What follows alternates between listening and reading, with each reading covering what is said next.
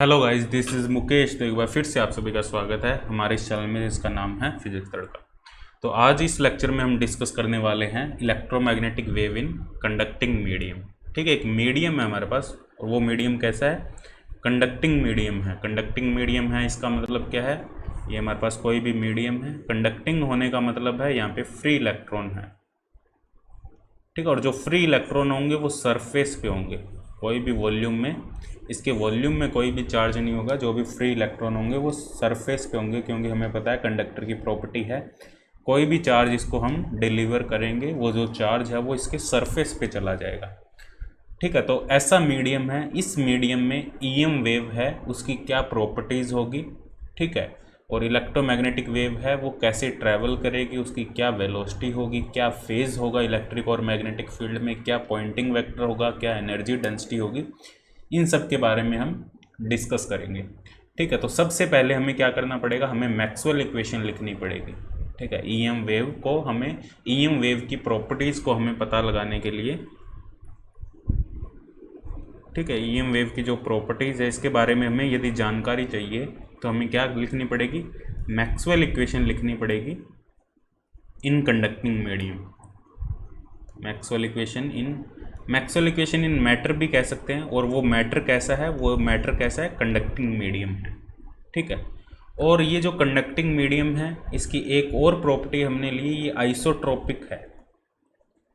Isotropic या homogeneous है। इसका मतलब क्या है, जो एप्साइलन और म्यू की वैल्यू है, जो एप्साइलन यहाँ पे क्या है, परमिटिविटी ऑफ मीडियम। ठीक है, यहाँ पे एप्साइलन परमिटिविटी है और यहाँ पे जो म्यू है वो परमेबिलिटी है। ये मैग्नेटिक प्रॉपर्टी है मीडियम की, और जो एप्साइलन है ये इलेक्ट्रिकल प्रॉपर्टी है। ठीक है, इसका मतलब है ये स्पेस और टाइम पे डिपेंड नहीं करते एप्सिलॉन और म्यू, ये कांस्टेंट है। ठीक है, हम ऐसे मटेरियल की बात नहीं कर रहे, ऐसे मैटर की बात नहीं कर रहे जिसमें एप्सिलॉन और म्यू टाइम डिपेंडेंट या स्पेस डिपेंडेंट हो। स्पेस डिपेंडेंट की ही बात करते हैं ऑब्वियसली हम, एन आइसोट्रोपिक मटेरियल की हम बात नहीं कर रहे, आइसोट्रोपिक मटेरियल की बात कर रहे हैं। इसका मतलब एप्सिलॉन और जो म्यू है, एप्सिलॉन क्या होता है हमारे पास, एप्सिलॉन नॉट एप्सिलॉन आर, और म्यू क्या होता है हमारे पास, mu naught mu r. Relative permittivity और रिलेटिव परमिएबिलिटी के टर्म्स में हम लिख सकते हैं एप्सिलॉन नॉट और म्यू नॉट। यहाँ पे फ्री स्पेस के हम बात करेंगे। ठीक है, फ्री स्पेस के लिए परमिटिविटी और परमिएबिलिटी है। तो ये जो पर्टिकुलर मीडियम हमने कंडक्टिंग मीडियम यहाँ पे कंसीडर किया है, ये एक आइसोट्रोपिक मीडियम है, मतलब एप्सिलॉन और म्यू की वैल्यू कॉन्स्टेंट है। ठीक है, फिक्स वैल्यू है, चेंज नहीं हो रही टाइम के साथ। ठीक है, तो यहाँ पे हमें मैक्सवेल इक्वेशन लिखनी है। मैक्सवेल इक्वेशन क्या होगी, मैटर के अंदर जो मैक्सवेल इक्वेशन की हम बात करते हैं वो होगी, फर्स्ट मैक्सवेल इक्वेशन होगी del dot D equal to rho F. ये हमारे पास फर्स्ट मैक्सवेल इक्वेशन होती है, या इसको हम ये भी लिख सकते हैं del dot E equal to rho by epsilon naught. लेकिन यहाँ पे जो रो है, यहाँ पे जो रो होगा वो दो टाइप की चार्ज डेंसिटी होगी, rho f plus rho b. Bound charge density भी होगी और फ्री चार्ज डेंसिटी भी होगी हमारे पास। ठीक है, लेकिन जब हम मटेरियल किसी मैटर में ईएम वेव के लिए हम इक्वेशन लिखते हैं तो हम डिस्प्लेसमेंट करंट की फॉर्म में, डिस्प्लेसमेंट वेक्टर की फॉर्म में हम रिप्रेजेंट करते हैं। क्यों डिस्प्लेसमेंट वेक्टर की फॉर्म में हम रिप्रेजेंट करते हैं? क्योंकि डिस्प्लेसमेंट वेक्टर का डायरेक्ट रिलेशन है वो फ्री चार्ज डेंसिटी से है, और हमें जो इन्फॉर्मेशन होगी वो फ्री चार्ज डेंसिटी की ही इन्फॉर्मेशन होगी। हमें जो इन्फॉर्मेशन होगी वो हमें कभी भी बाउंड चार्ज डेंसिटी की इन्फॉर्मेशन डायरेक्ट नहीं होगी, हमें इन्फॉर्मेशन फ्री चार्ज डेंसिटी की होगी। इसलिए हमने डिस्प्लेसमेंट वेक्टर को डिफाइन किया था epsilon not E plus P. Displacement vector ये डिफाइंड इसलिए हुआ था क्योंकि इसका जो डायरेक्ट लिंक है, इस डी का जो डायरेक्ट लिंक है वो रो एफ से है, लेकिन ये जो ई है इसका जो लिंक है वो रो एफ प्लस रो बी से है। लेकिन रो बी के बारे में अभी हमें इन्फॉर्मेशन नहीं है भाई, जो भी मटेरियल है उसका पोलराइजेशन कैसे हुआ होगा, यदि उसको हम इलेक्ट्रिक फील्ड में रखते हैं किसी भी मटेरियल को, तो उसका पोलराइजेशन किस टाइप से हो रहा है हमें कोई इन्फॉर्मेशन नहीं है, तो हम डायरेक्टली तो नहीं बता सकते। लेकिन हमें फ्री चार्ज, हमने बाहर से कितना चार्ज दिया उस मटेरियल को वो हमें पता है। ठीक है, जो फ्री चार्ज डेंसिटी, जो वॉल्यूम डेंसिटी की हम बात करें, उसके वॉल्यूम में कितना फ्री चार्ज डेंसिटी है उसके बारे में हमें इंफॉर्मेशन है, क्योंकि वो हम दे रहे हैं, इसलिए हम डी को पहले कैलकुलेट करते हैं। डी और ई में रिलेशन है, ई से हम डी की वैल्यू कैलकुलेट, डी से हम ई की वैल्यू कैलकुलेट कर सकते हैं आराम से, ये रिलेशन है इन दोनों में, ठीक है। तो ये हमने जब dielectric polarisation of dielectric discuss किया था तो वहाँ पे डिटेल में डिस्कस किया था। जिसने वो वीडियो नहीं देखी एक बार प्लीज़ जाकर वो वीडियो देख लेना, तुम्हें और भी ज़्यादा क्लियर हो जाएगा। अभी हो सकता है तुम्हें थोड़ा सा, यदि तुमने वो वीडियो नहीं देखी तो हो सकता है थोड़ा सा तुम्हें कन्फ्यूज़न हो इसमें, ठीक है, लेकिन वो वीडियो देख लोगे तो काफ़ी हेल्पफुल होगी तुम्हारे लिए, ठीक है। तो ये फर्स्ट मैक्सवेल इक्वेशन है, del dot D equal to rho f. Second Maxwell equation होगी del dot B equal to 0।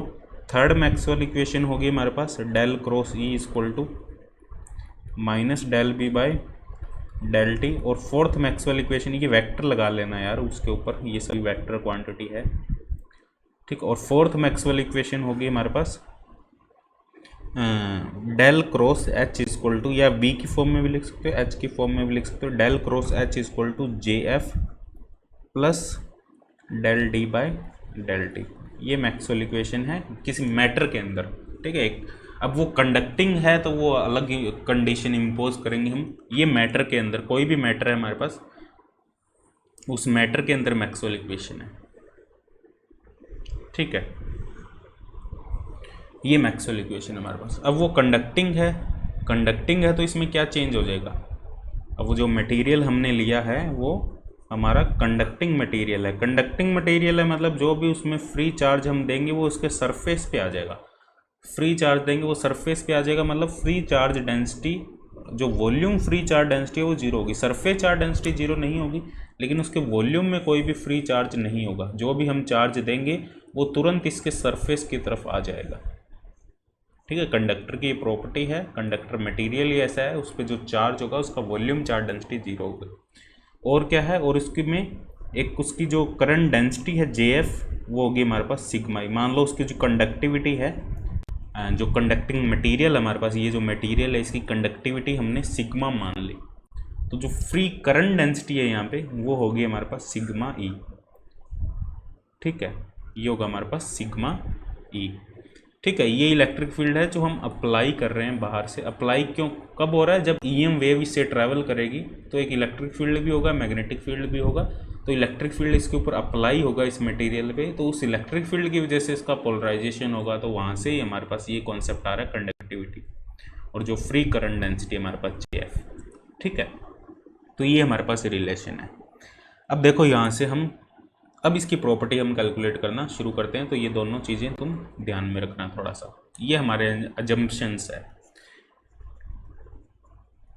Assumption नहीं कह सकते, लिख दिया अजम्पशन मैंने, अजम्पशन नहीं कह सकते, वैसे ये हमारे जो कंडक्टिंग मटेरियल है उसकी प्रॉपर्टी है, हम कह सकते हैं, ठीक है। कंडक्टिंग मटेरियल की प्रॉपर्टी है ये। अब इस कंडक्टिंग मटेरियल से हम ईएम वेव को पास करवाएंगे। ये जो कंडक्टिंग मटेरियल है हमारे पास, इसको ऐसा बना दिया मैंने, यहाँ से ईएम वेव हम एक पास करवाएंगे। जो हमारी ईएम वेव है वो, ये फ्री स्पेस है, फ्री स्पेस में जो ईएम वेव का जो नेचर होगा वो ट्रांसवर्स होगी, ट्रांसवर्स ईएम वेव होगी। इलेक्ट्रिक और मैग्नेटिक फील्ड आपस में परपेंडिकुलर होंगे और जेड डायरेक्शन में ट्रैवल करेगी। उसका सॉल्यूशन वगैरह हमें सब कुछ पता है, वो हमने डिस्कस किया है, और डाइलेक्ट्रिक मीडियम में भी हमने डिस्कस कर लिया। अब हम कंडक्टिंग मीडियम की बात कर रहे हैं, ठीक है। तो इसके प्रॉपर्टीज़ का पता लगाने के लिए हम कौन सी, अब एक इक्वेशन निकालेंगे, पहले मैक्सवेल इक्वेशन का ही यूज़ करेंगे। जो थर्ड मैक्सवेल इक्वेशन है उसका कर्ल लेंगे पहले हम दोनों तरफ, पहले इसका सॉल्यूशन निकालने की कोशिश करते हैं। इलेक्ट्रिक फील्ड और मैग्नेटिक फील्ड का बिहेवियर कैसा है कंडक्टिंग मटेरियल के अंदर। कंडक्टिंग मटेरियल के लिए पहले मैक्सवेल इक्वेशन लिख देते हैं हम। मैक्सवेल इक्वेशन कंडक्टिंग मटेरियल के लिए del dot D equal to 0 हो जाएगा, और दूसरी इक्वेशन है del dot B equal to 0, और थर्ड इक्वेशन है हमारे पास del cross E equal to minus d B by D t, और फोर्थ इक्वेशन है हमारे पास del cross H equal to sigma E plus यहाँ पे हमारे पास del D by del t है। इसको ई की फॉर्म में भी लिख सकते हैं, एप्सिलॉन ई लिख सकते हैं, डी को हम एप्सिलॉन ई, और एप्सिलॉन टाइम इंडिपेंडेंट क्वांटिटी तो एप्सिलॉन बाहर आ जाएगा, इसको ऐसे भी लिख सकते हैं हम, epsilon D by D T, इस फॉर्म में भी इसको हम लिख सकते हैं। ठीक, अब जो थर्ड मैक्सवेल इक्वेशन है उसका कर्ल लेंगे हम, taking curl of third Maxwell equation. ठीक है, इसका जो कर्ल लेंगे तो हमारे पास क्या क्वांटिटी आएगी, देखो कर्ल लेने के बाद में ये आएगा हमारे पास del cross E equal to minus D by D T del cross B, ये आ जाएगा हमारे पास। इसको हम मैथमेटिकल प्रॉपर्टी जैसे हम पहले करते आए हैं वैसा ही सेम करेंगे। यहाँ पे del dot E minus del square E equal to minus del by del T, और डेल क्रॉस बी का फॉर्मूला हमारे पास है यहाँ पे, यहाँ से म्यू नोट वो ले लेंगे। यहाँ पे देखो एच को लिख सकते हैं हम बी बाई म्यू। ठीक है, तो वो यहाँ पे कंसीडर कर लेंगे अपने सिग्मा म्यू जो भी है हमारे पास। डेल क्रॉस बी को हम क्या लिख देंगे यहाँ पे, sigma mu E plus mu epsilon del E by del T, ये हमने पुट कर दिया। तो हमारे पास इक्वेशन ये तो इक्वेशन जीरो हो जाएगी, हमारे पास डेल डॉट ई जीरो है। तो डेल स्क्वायर ई जब इसको रीअरेंज करेंगे इक्वेशन को तो हमारे पास del square E minus mu sigma D by D T, क्योंकि सिग्मा और जो म्यू है वो टाइम इंडिपेंडेंट क्वांटिटी है। ठीक है, सिग्मा टाइम के साथ यहाँ पे वेरी नहीं कर रहा, म्यू टाइम के साथ यहाँ पे वेरी नहीं कर रहा। तो ये हमारे पास आ जाएगा mu epsilon del square E by del T square equal to zero. तो ये हमारे पास ईएम वेव की इक्वेशन होगी, वेव इक्वेशन होगी ईएम वेव की इन कंडक्टिंग मीडियम। ठीक है, this is the wave equation of EM wave in conducting medium. ठीक है, जो कंडक्टिंग मीडियम है जिसमें से वेव को हम ट्रैवल करवा रहे हैं, देखो यहाँ ये कंडक्टिंग मीडियम था हमारे पास। जब वेव बाहर ट्रैवल कर रही थी तो इसकी इक्वेशन थी del square E equal to minus mu epsilon. यदि बाहर हम मीडियम की बात करें mu naught epsilon naught, vacuum की बात करें, ये हमारे पास इक्वेशन थी जब ईएम वेव है वो कंडक्टिंग वैक्यूम में ट्रैवल कर रही थी बाहर। जैसे ईएम वेव अंदर पहुंचती है कंडक्टिंग मीडियम के अंदर, इनसाइड ट्रैवल करती है कंडक्टिंग मटेरियल के अंदर पहुंचती है ईएम वेव, तो उसकी इक्वेशन जस्ट यहाँ से क्या चेंज हो जाती है, इस इक्वेशन में, ये इक्वेशन जो है वो इस इक्वेशन में ट्रांसफ़र हो जाती है। इक्वेशन ये हो जाती है अब इसकी, तो मतलब एक एक्स्ट्रा टर्म आ जाती है इसके पास। ये जो एक्स्ट्रा टर्म है इसमें कंडक्टिविटी आ रही है हमारे पास सिग्मा, समझ रहे हो बात को। पहले जब वैक्यूम में थी तब इक्वेशन ये थी हमारे पास, जैसे ही वो मटेरियल के अंदर गई कंडक्टिंग मटेरियल के अंदर इक्वेशन हमारे पास ये हो जाती है। इसका मतलब है कि यदि सिग्मा जीरो हो, कंडक्टिविटी जीरो हो, तब इक्वेशन ये सेम रहेगी, जस्ट वो एक डाइलेक्ट्रिक मीडियम बन जाएगा। डाइलेक्ट्रिक मीडियम के लिए सिग्मा जीरो होता है। ठीक है, डाइलेक्ट्रिक मीडियम या इंसुलेटर कह देते हैं हम, इंसुलेटर बन जाएगा। इंसुलेटर की जो कंडक्टिविटी है वो जीरो होती है। ठीक है, समझ आ रही है बात। कंडक्टिंग मटेरियल है तब तक ये टर्म रहेगी हमारे पास। यदि कंडक्टिंग मटेरियल नहीं होता, ये कोई इंसुलेटर मटेरियल होता या डाइलेक्ट्रिक मटेरियल होता, तो हमारे पास जो इक्वेशन थी वो ये होती, del square E minus mu epsilon del square E by, जैसा हमने डिस्कस किया है पहले। ठीक है, फ्री स्पेस में यहाँ पे म्यू नोट एप्सिलॉन नोट था, जैसे ही मीडियम में गई mu epsilon del square E by del T square. ठीक है, और यदि वो कंडक्टिंग मटेरियल है तो ये एक एक्स्ट्रा टर्म है। ये जो एक्स्ट्रा टर्म है ये डैम्पिंग टर्म को रिप्रेजेंट करती है। ठीक है, ये जो टर्म है ये डैम्पिंग टर्म है। डैम्पिंग टर्म का मतलब है इलेक्ट्रिक फील्ड का जो मैग्नीट्यूड है वो डिक्रीज करेगा। ठीक है, यदि डाइलेक्ट्रिक मीडियम होता तो ऐसा नहीं था, एम्पलीट्यूड में कोई भी डिक्रीमेंट नहीं होता, कोई भी डैम्पिंग नहीं होती। यहाँ पे क्या होगा, इलेक्ट्रिक फील्ड है, जैसे ही कंडक्टिंग मटेरियल के अंदर ईएम वेव ट्रैवल करेगी, ये ईएम वेव है कोई ट्रैवल कर रही है कंडक्टिंग मटेरियल के अंदर, उसका जो इलेक्ट्रिक फील्ड और मैग्नेटिक फील्ड है, मैग्नेटिक फील्ड के लिए भी इक्वेशन लिखेंगे अपने, मैग्नेटिक फील्ड है वो, उसका जो एम्पलीट्यूड है, ये कंडक्टिंग मटेरियल है, उसका जो एम्पलीट्यूड है वो डिक्रीज करेगा। समझ रहे हो बात को। ठीक है, एम्पलीट्यूड डिक्रीज करेगा। कैसे डिक्रीज़ करेगा वो हम इक्वेशन सॉल्यूशन निकालेंगे इसका, ठीक है। तो ये डैम्पिंग टर्म है, वो सिग्मा डिसाइड करेगा। सिग्मा जितना ज़्यादा होगा उतना डिक्रीमेंट जो एम्पलीट्यूड है डिक्रीज उतना ही ज़्यादा होगा, ठीक है। तभी तो ये भाई देखते हैं भाई कंडक्टर के अंदर इलेक्ट्रिक फील्ड जीरो होता है हमारे पास। क्यों जीरो होता है? क्योंकि ये वेव वहाँ ट्रैवल, इलेक्ट्रिक फील्ड ट्रैवल ही नहीं, क्योंकि 100% पोलराइजेशन होता है। कंडक्टिंग मटेरियल का जो पोलराइजेशन है वो 100% होता है, ठीक है। ये इस बात को ध्यान से सुन लो, कंडक्टिंग मटेरियल का जो पोलराइजेशन है वो 100% होता है। इसका मतलब है वहाँ पे इलेक्ट्रिक फील्ड है वो कम्प्लीटली डिके हो जाता है, एकदम जीरो हो जाता है, सरफेस पे ही जीरो हो जाता है वो, ठीक है। अंदर तो वो जीरो होगा ही होगा, वो सरफेस से थोड़ा सा आगे जाओगे वो जीरो हो जाता है। प्योर कंडक्टर है एकदम 100% कंडक्टिंग मटेरियल जिसकी कंडक्टिविटी इन्फिनिटिव है, ठीक है। बात समझ आ रही है? तो ये डैम्पिंग टर्म है। ऐसा ही सेम हम करेंगे, जो हमारी फोर्थ मैक्सवेल इक्वेशन है उसका कर्ल लेंगे तो वो मैग्नेटिक फील्ड वाली इक्वेशन भी आ जाएगी हमारे पास, और मैं उसको तुम खुद सॉल्व करोगे, उसको मैं सॉल्व नहीं कर रहा यहाँ पे। ये जो फोर्थ मैक्सवेल इक्वेशन है इसका कर्ल ले लेना तुम, इसको बी की टर्म्स में कन्वर्ट कर लेना, इसका कर्ल लेना, ठीक है। कर्ल लेने के बाद जब तुम सॉल्व करोगे इसको, डेल क्रॉस ई की वैल्यू पुट करोगे तो ये इक्वेशन आएगी बी के लिए, सेम आएगी एकदम, प्रूफ करने की ज़रूरत भी नहीं है, तुम लिख देना same, mu epsilon del square B by del T square equal to 0, ठीक है। ये इक्वेशन होगी मैं, ठीक है। यहाँ पे भी डैम्पिंग टर्म है। तो इक्वेशन जो ये दोनों जो इक्वेशन है ये second order linear differential equation है, ठीक है। और इसमें एक डैम्पिंग टर्म आ रही है, ठीक है। ये मतलब एक टाइप से एक डैम्प्ड ऑसिलेटर की तरह काम कर रही है। जो इक्वेशन है ये डैम्प्ड ऑसिलेटर इक्वेशन है, जो तुमने पढ़ा होगा डैम्प्ड ऑसिलेटर, उसकी इक्वेशन देखना और ये इक्वेशन देखना, फिर देखना कंपेयर करना कि सेम है या नहीं है, सेम इक्वेशन मिलेगी तुम्हें, ठीक है। अब मान लो इसका डायरेक्ट सॉल्यूशन निकालने के लिए तो यार थोड़ा सा हमें इसको सॉल्व करना पड़ेगा, टाइम का फैक्टर भी है इसमें, सेकंड ऑर्डर डिफरेंशियल इक्वेशन है, स्पेस का फैक्टर भी है। तो हम इसका सॉल्यूशन है, देखो सॉल्यूशन होगा ऑसिलेटरी लेकिन वो डैम्प होगा, उसका एम्पलीट्यूड टाइम के साथ डिक्रीज़ करेगा, ठीक है। स्पेस के साथ डिक्रीज़ करेगा उसका एम्पलीट्यूड, टाइम के साथ नहीं, स्पेस के साथ उसका एम्पलीट्यूड डिक्रीज़ करेगा, ठीक है।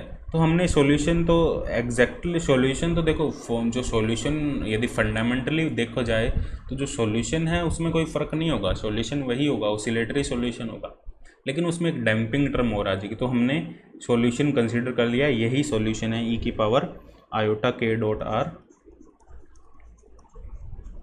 माइनस ओमेगा टी, ये हमारे पास सॉल्यूशन, ये हमने कंसीडर कर लिया सॉल्यूशन, ठीक है। अब इस सॉल्यूशन में ये जो के है और ये जो क्वांटिटी ओमेगा है वो अभी अननोन क्वांटिटी है, वो हम कैसे कैलकुलेट करेंगे? देखो डिफरेंशियल इक्वेशन को सॉल्व करने के दो तरीके होते हैं, या तो डायरेक्ट सॉल्व करो। अब डायरेक्ट तब सॉल्व होती है जब हमें इनिशियल कंडीशंस दी हो डिफरेंशियल इक्वेशन, थोड़ी जो कॉम्प्लिकेटेड डिफरेंशियल इक्वेशन है उसको डायरेक्ट सॉल्व हम करना थोड़ा सा मुश्किल होता है। तो इसलिए क्या करते हैं, एक फिजिक्स में क्या करते हैं हम, हमें जो उस डिफरेंशियल इक्वेशन का सॉल्यूशन, हमें सॉल्यूशन के बारे में थोड़ा सा हमें आइडिया होता है। आइडिया कैसे होता है कि वो एम्पलीट्यूड, वो जो उसका सॉल्यूशन होगा ईएम वेव का वो ऑसिलेटरी होगा, ऑसिलेटरी होगा मतलब एक्सपोनेंशियल टर्म होगी, आयोटा वाली टर्म होगी, साइन और कोस वाली टर्म होगी, ठीक है। और बाकी जो कांस्टेंट और ये वेव इक्वेशन है हमें पता है, ये तो भाई ईएम वेव इक्वेशन है। तो इस टाइप की कुछ इक्वेशन हमने एक सॉल्यूशन को पहले से ही हमने कंसिडर कर लिया अपनी नॉलेज के बेसिस पे, ठीक है। हमारी जो नॉलेज है उसके बेसिस पे हमने सॉल्यूशन को कंसिडर कर लिया। अब इस सॉल्यूशन है, यदि ये इस इक्वेशन का सॉल्यूशन है तो इस इक्वेशन को सेटिस्फाई भी करेगा, इस इक्वेशन को सेटिस्फाई करेगा, तो इस इक्वेशन में हम इन सॉल्यूशन को पुट कर देंगे, दोनों इक्वेशन में सॉल्यूशन को पुट कर देंगे तो हमारे पास जो भी ये अननोन क्वांटिटी के है इसकी वैल्यू निकल के आ जाएगी हमारे पास, ठीक है। तो ई की वैल्यू को हम पुट कर देंगे, समझ आ रही है बात?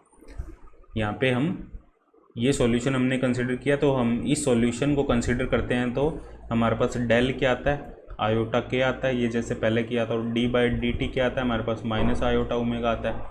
ये क्वांटिटी यहाँ पुट करेंगे हम तो क्या आएगा, देखो आयोटा के का होल स्क्वायर, जो ऊपर ई वाली इक्वेशन है उसमें हमने पुट किया ई वेक्टर, और माइनस देखो उसमें क्या आएगा डेल स्क्वायर ई है ना, डेल को लिख दिया आयोटा के का whole square E minus mu sigma D by D T को माइनस आयोटा ओमेगा लिख दिया ई, और जो थर्ड टर्म है माइनस म्यू एप्सिलॉन और D square by D T square है होल स्क्वायर हो गया, और ई आ गया साथ में इक्वल टू 0। इसको सॉल्व कर लेंगे, ठीक है। ई तीनों में कॉमन आ गया, कैंसिल कर दो ई को, ये आ जाएगा minus K minus minus plus mu sigma omega, और ये आ जाएगा माइनस माइनस का होल स्क्वायर, ये माइनस माइनस प्लस हो जाएगा mu epsilon omega square equal to 0। तो के क्या आ जाएगा, के स्क्वायर क्या आ जाएगा हमारे पास, के स्क्वायर आ जाएगा म्यू एप्सिलॉन ओमेगा स्क्वायर, यहाँ पे आयोटा भी है साथ में, ठीक है। तो ये हमारे पास के स्क्वायर आ जाएगा। अब यहाँ पे देख सकते हो जो के है ये एक इमेजिनरी क्वांटिटी है, के एक इमेजिनरी क्वांटिटी है, इमेजिनरी क्वांटिटी है तभी जो सॉल्यूशन है हमारा वो, देखो यदि इस टाइप की इक्वेशन है इसका सॉल्यूशन ये होगा, इस सॉल्यूशन में जो ये के होगा, जो वेव वेक्टर है, जो प्रोपगेशन वेक्टर है, वो एक इमेजिनरी क्वांटिटी होगी। इमेजिनरी क्वांटिटी का मतलब है वो आयोटा वाली टर्म होगी, उसमें आयोटा वाली टर्म है, इसलिए जो हमें सॉल्यूशन मिल रहा है वो डैम्पिंग जो उसका एम्पलीट्यूड है वो डिक्रीज कर रहा है, ठीक है। के इमेजिनरी है, इसका मतलब जो रिफ्रैक्टिव इंडेक्स और के में रिलेशन होता है, तो रिफ्रैक्टिव इंडेक्स भी हमारा इमेजिनरी होगा, रिफ्रैक्टिव इंडेक्स भी हमारा इमेजिनरी होगा। और ये सॉलिड स्टेट मैकेनिक्स में हम, सॉलिड स्टेट फिजिक्स में हम काफ़ी डिटेल में डिस्कस करते हैं जब हम डिस्पर्शन पढ़ते हैं, एनोमलस डिस्पर्शन और जो नॉर्मल डिस्पर्शन पढ़ते हैं, तो वहाँ पे हम थोड़े डिटेल में डिस्कस करते हैं रिफ्रैक्टिव इंडेक्स इमेजिनरी का क्या मतलब होता है। रिफ्रैक्टिव इंडेक्स जब, थोड़ा सा मैं आइडिया दे देता हूँ, रिफ्रैक्टिव इंडेक्स जब रियल होता है तब एम्पलीट्यूड में कोई भी डिक्रीमेंट नहीं होता, मतलब जब के रियल होता है और के को हम के से लिख देते हैं, रिफ्रैक्टिव इंडेक्स को एन लिख देते हैं। जब ये दोनों क्वांटिटी रियल होती है, इन दोनों को याद रखना, जब ये दोनों क्वांटिटी रियल होती है तब एम्पलीट्यूड है वो डिक्रीज नहीं करता ईएम वेव का, ठीक है, एम्पलीट्यूड कांस्टेंट रहता है। जब के और एन दोनों है हमारी इमेजिनरी क्वांटिटी होती है तब ये डैम्पिंग वाला केस आ जाता है जिसमें एम्पलीट्यूड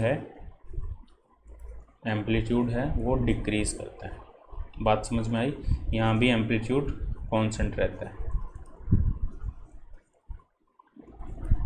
ठीक है, यहाँ एम्पलीट्यूड कांस्टेंट रहेगा, यहाँ डिक्रीज करेगा। तो ये हमारे पास इक्वेशन है। तो के एक इमेजिनरी क्वांटिटी है इसलिए एम्पलीट्यूड है डिक्रीज कर रहा है, ठीक है। तो इसको इस फॉर्म में भी लिख सकते हैं हम, म्यू एप्सिलॉन दो ऊपर हमने इसको म्यू सिग्मा ओमेगा की पावर हाफ कर देंगे, ये हमारे पास के की वैल्यू है और के एक इमेजिनरी क्वांटिटी है, ठीक है। तो इमेजिनरी क्वांटिटी है तो इसमें दो टर्म होगी, एक रियल एक्सिस होगी, एक इमेजिनरी एक्सिस होगी। रियल एक्सिस पे कुछ मैग्नीट्यूड होगा, इमेजिनरी एक्सिस पे कॉम्प्लेक्स क्वांटिटी होती है तो उसमें एक ये रियल एक्सिस होती है, ये इमेजिनरी एक्सिस होती है। इमेजिनरी मतलब आयोटा वाली, एक्स प्लस आयोटा वाई, ये जो टर्म ये आयोटा वाई वाली होती है, ये एक्स वाली होती है। वैसे ही जो के है वो कॉम्प्लेक्स नंबर है तो इसको हम अल्फ़ा प्लस आयोटा बीटा के टर्म में लिख सकते हैं, या एक्स प्लस आयोटा वाई के टर्म में भी लिख सकते हैं, अल्फ़ा प्लस आयोटा बीटा के टर्म में रिप्रेजेंट कर सकते हैं। और तो के स्क्वायर क्या होगा हमारे पास, alpha plus iota beta, alpha plus iota beta. तो यहाँ से हम के स्क्वायर को दोनों को कंपेयर कर लेंगे, ये भी के स्क्वायर था हमारे पास, और इसको कंपेयर कर लेंगे तो अल्फ़ा और बीटा की हमें वैल्यू मिल जाएगी, जो रियल क्वांटिटी है और इमेजिनरी क्वांटिटी है उन दोनों की हमें वैल्यू मिल जाएगी यहाँ पे, ठीक है। तो यहाँ से क्या आएगा, ये आएगा alpha square plus iota alpha beta plus iota beta alpha plus iota square beta square. तो ये क्या आ जाएगा, alpha square minus beta square plus 2 alpha beta iota, ठीक है। तो यहाँ से हम कंपेयर करेंगे आयोटा वाली टर्म, और तो alpha square minus beta square क्या आ जाएगा, जो रियल टर्म है, जो रियल टर्म है यहाँ पे देख, म्यू एप्सिलॉन ओमेगा स्क्वायर, और 2 अल्फ़ा बीटा क्या आ जाएगा, इन दोनों इक्वेशन को हम सोल्व करेंगे, म्यू सिग्मा ओमेगा। ठीक है, इन दोनों इक्वेशन को हम सोल्व करेंगे, अल्फ़ा और बीटा की वैल्यू कैलकुलेट करेंगे इन दोनों इक्वेशन को सोल्व करके।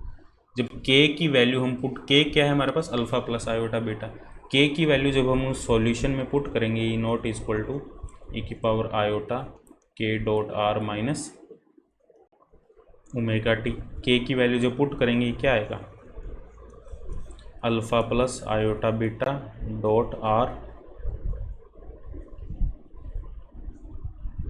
Minus omega T. तो क्या आ जाएगा, मान लो जो k है उसका जो यूनिट वेक्टर है वो n कैप है, k की जो डायरेक्शन है वो n कैप ले ली हमने, तो ये आ जाएगा E to the power iota iota minus beta N dot R N cap dot R. ठीक है, और यहाँ पे आ जाएगा ई की power iota alpha N cap dot R vector है ये। ठीक है, ये आर वेक्टर है और माइनस ओमेगा टी। ठीक है, बात समझ आई। ये टर्म तो सेम है हमारे पास, यहाँ पे एक एक्स्ट्रा टर्म आ रही है और ये आयोटा वाली टर्म नहीं है, डायरेक्ट एक्सपोनेंशियल टर्म है, एक्सपोनेंशियल टर्म है। और यहाँ पे जो बीटा होगा वो पॉजिटिव क्वांटिटी ही होगी हमारे पास, वो हम इसको जब सॉल्व करेंगे हम देखेंगे बीटा पॉजिटिव क्वांटिटी होगी, तो इसका एम्पलीट्यूड है वो टाइम के साथ है वो डिक्रीज करेगा। यहाँ पे देख सकते हो ये एक्सपोनेंशियल नेगेटिव में टर्म है, मतलब जितना ज़्यादा बीटा होगा उतनी एम्पलीट्यूड है तेज़ी से डिक्रीज करेगा। और मतलब यहाँ से एक बात हमें ये भी समझ आ रही है, जो बीटा है वो ज़रूर कहीं ना कहीं सिग्मा का फंक्शन होगा, सिग्मा पे डिपेंड करेगा। यदि सिग्मा जीरो हो जाएगा तो बीटा जीरो हो जाएगा, मतलब कोई एम्पलीट्यूड में डिक्रीमेंट नहीं होगा, मतलब बीटा एक तरीके से सिग्मा पे डिपेंड करेगा। यहाँ पे ये हमें थोड़ा सा अपने जो फंडामेंटल्स है, थोड़ी सी हमारी जो नॉलेज है उसके बेसिस पे हमें ये बात समझ में आ रही है भाई बीटा सिग्मा का फंक्शन होगा। लेकिन वो सब चीज़ें हम यहाँ से कैलकुलेट कर लेंगे, अल्फ़ा और बीटा की वैल्यू कैलकुलेट कर लेंगे। और यहाँ पे जो अल्फ़ा है वो वेव वेक्टर की तरह बिहेव करेगा, कि जो वेव है वो आगे किस वेलोसिटी से ट्रैवल कर रही है। जैसे हम वेलोसिटी कैलकुलेट करते हैं तो हम ओमेगा बाई के लिखते हैं, लेकिन यहाँ पे हम लिखेंगे ओमेगा बाई अल्फ़ा। के हमारा अल्फ़ा की तरह बिहेव करेगा, वो के नहीं है, वो के इमेजिनरी के। ठीक है, एक्चुअल में जो फेज वेलोसिटी की जो डेफिनेशन होती है, वेव वेलोसिटी की डेफिनेशन ओमेगा बाई के होती है, यहाँ ओमेगा बाई अल्फ़ा डेफिनेशन होगी, क्योंकि ये अल्फ़ा रियल क्वांटिटी है हमारे पास। ठीक है, वेलोसिटी हमारी इमेजिनरी नहीं हो सकती, वेलोसिटी रियल क्वांटिटी होगी, तो यहाँ पे ओमेगा बाई हम अल्फ़ा कंसिडर करेंगे। ठीक है, तो यहाँ से अल्फ़ा और बीटा को हम सोल्व करते हैं, उनकी क्या वैल्यू आती है फिर देखते हैं आगे। ठीक है, तो यहाँ से देखो हम अल्फ़ा और बीटा की वैल्यू कैलकुलेट करेंगे। देखो कैसे कैलकुलेट करेंगे, यहाँ से इस इक्वेशन को पहले जैसे अल्फ़ा की वैल्यू कैलकुलेट करनी है तो हम बीटा को क्या पुट कर देंगे, बीटा को पुट कर देंगे mu sigma omega by 2 alpha. Beta की वैल्यू यहाँ से इस इक्वेशन में हम पुट कर देंगे। ठीक है, तो बीटा की वैल्यू यहाँ से हम इस इक्वेशन में पुट कर देंगे, तो यहाँ से क्या आ जाएगा, देखो alpha square minus mu sigma omega by 2 alpha whole square mu epsilon omega square. इस इक्वेशन को सॉल्व करेंगे। इस इक्वेशन को सॉल्व कैसे करेंगे हम, जब इस इक्वेशन में 2 अल्फ़ा को 4 अल्फ़ा स्क्वायर इधर हम मल्टीप्लाई कर देंगे, 4 alpha square minus mu sigma omega whole square equal to 4 alpha square mu epsilon omega square.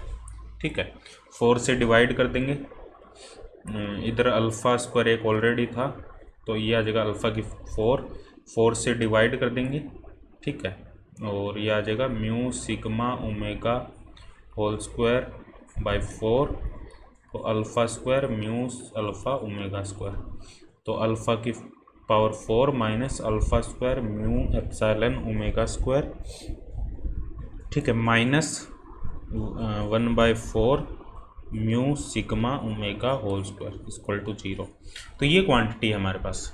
ठीक है, ये क्वांटिटी आ गई, ये इक्वेशन आ गई। इस इक्वेशन को सॉल्व हम आराम से कर सकते हैं, श्रीधराचार्य जो हमारा मेथड है, इस इक्वेशन को सॉल्व करेंगे तो इस इक्वेशन को सॉल्व करने पर हमारे पास जो अल्फ़ा स्क्वायर की वैल्यू आएगी वो आएगी, ये सॉल्व कर लेना तुम, mu epsilon omega square by 2 1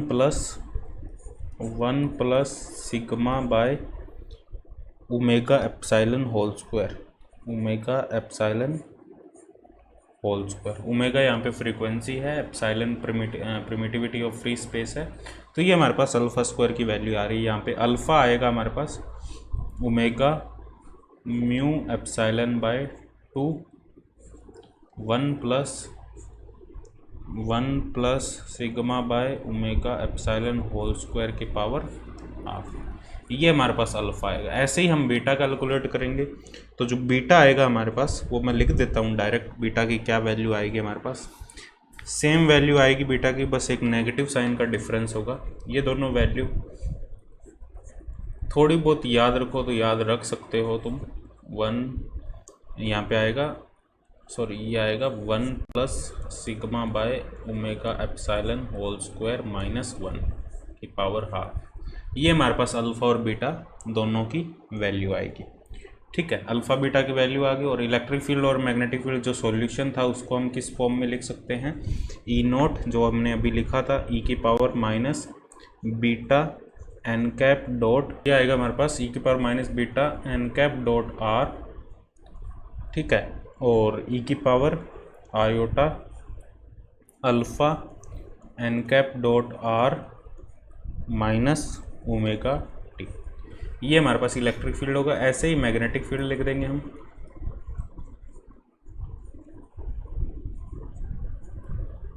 ई की power iota alpha minus omega T. ठीक है, तो यहाँ पे जो बीटा है, ठीक है बीटा है, बीटा डिसाइड करेगा उसका एम्पलीट्यूड कैसे टाइम के साथ डिक्रीज कर रहा है। और अल्फ़ा यहाँ पे उसकी वेलोसिटी को डिसाइड करेगा, उसकी वेलोसिटी क्या है कंडक्टिंग मीडियम के अंदर, प्रोपगेशन वेक्टर वेलोसिटी क्या है। ठीक है, तो बीटा इज, यहाँ पे जो बीटा है it is called the attenuation constant. Beta को हम कहेंगे यहाँ पे एटीन्यूएशन कॉन्स्टेंट, क्योंकि ये डिसाइड करेगा, और बीटा हमेशा पॉजिटिव होगा। बीटा डिसाइड करेगा कि जो एम्पलीट्यूड है इलेक्ट्रिक फील्ड का वो कैसे डिक्रीज़ कर रहा है टाइम के साथ। ठीक है, सॉरी स्पेस के साथ कैसे डिक्रीज़ कर रहा है। ठीक है, एम्पलीट्यूड स्पेस के साथ कैसे डिक्रीज़ कर रहा है ये डिसाइड करेगा।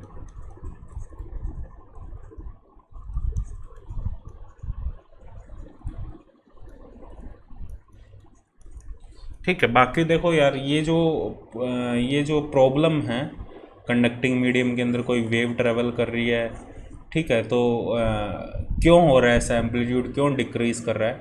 ठीक है, और इसका यदि हम फंडामेंटल, यदि हम डीपर लेवल पे जाएं भाई ऐसा क्यों हो रहा है, क्यों एम्पलीट्यूड डिक्रीज़ कर रहा है, तो एक्चुअल में वो इलेक्ट्रॉन के वाइब्रेशन की वजह से होता है। क्योंकि कंडक्टर के अंदर बहुत सारे फ्री इलेक्ट्रॉन होंगे, वो वाइब्रेट करेंगे, वाइब्रेट करने के बाद वो भी एक रेडिएशन एमिट करेंगे, और जो ईएम वेव रेडिएशन है और वो जो रेडिएशन एमिट होगी उनका आपस में इंटरफेरेंस होगा, सुपरपोजिशन होगा।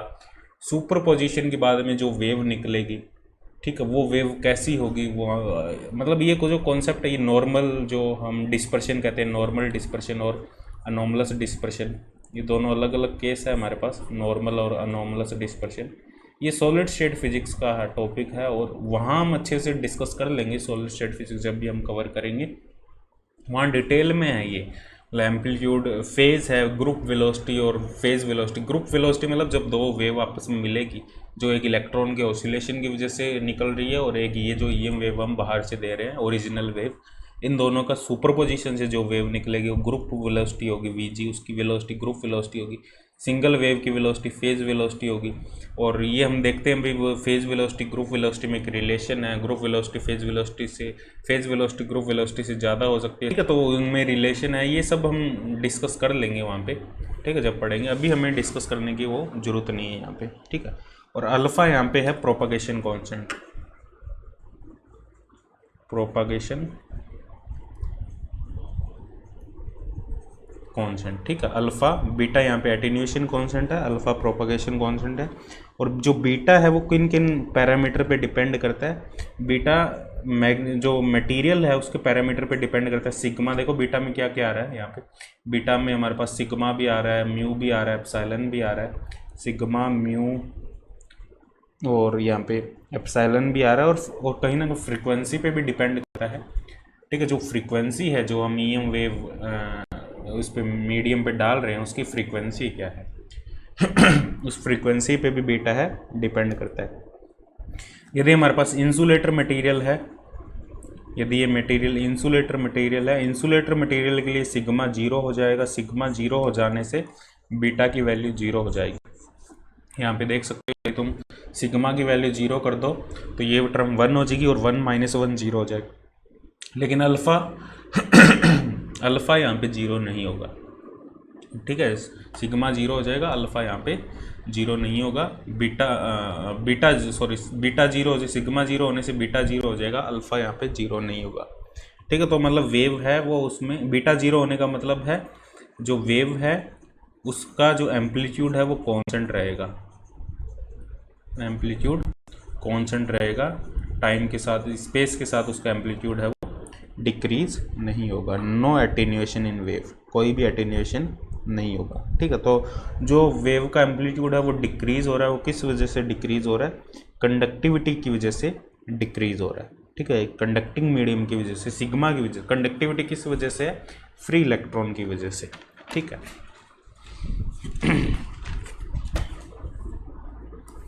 और जो फेज वेलोसिटी होगी फेज वेलोसिटी, वेलोसिटी यहाँ पे कोई कॉम्प्लेक्स क्वांटिटी नहीं हो सकती, तो यहाँ पे हम के नहीं लिखेंगे नीचे। फेज वेलोसिटी यहाँ पे ओमेगा बाय अल्फ़ा होगी। वैसे ओमेगा बाय के होती है, लेकिन के एक इमेजिनरी है, तो यहाँ पे हम अल्फ़ा लिखेंगे, omega by alpha.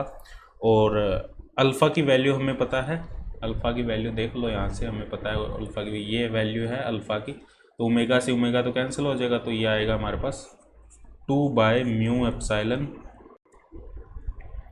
ε1 plus sigma by epsilon omega whole square plus 1 की पावर -12, क्योंकि वो ऊपर जाएगा तो वो -12 हो जाएगा, ठीक है। This is the wave velocity inside the conducting medium, ठीक है। यदि हम सिग्मा की वैल्यू यहाँ पे 0 पुट करें, ये है phase velocity inside the conducting medium, ठीक है, inside the conducting medium. Conducting medium के अंदर ये फेज वेलोसिटी, फेज वेलोसिटी मतलब वेव वेलोसिटी की हम बात कर रहे हैं, ठीक है। यदि हम सिग्मा की वैल्यू, यदि हम इंसुलेटर की बात करें या डाइलेक्ट्रिक की बात करें, इंसुलेटर मटेरियल या डाइलेक्ट्रिक की बात करें, तो वहाँ पे सिग्मा 0 होगा। सिग्मा 0 होने का मतलब है तो जो फेज वेलोसिटी है हमारे पास वीपी, वो क्या हो जाएगी, यहाँ से सिग्मा को 0 पुट कर दो, ये 2 आ जाएगा, और तो ये आ जाएगा √2/μ एप्सिलॉन इंटू 1/√2। √2 से √2 कैंसिल हो जाएगा, तो वही वेलोसिटी आ रही है जो हमने डाइलेक्ट्रिक मीडियम में डिस्कस किया था, ईएम वेव इन डाइलेक्ट्रिक मीडियम, ठीक है। सेम वही वेलोसिटी हमारे पास यहाँ पे निकल के आ रही है।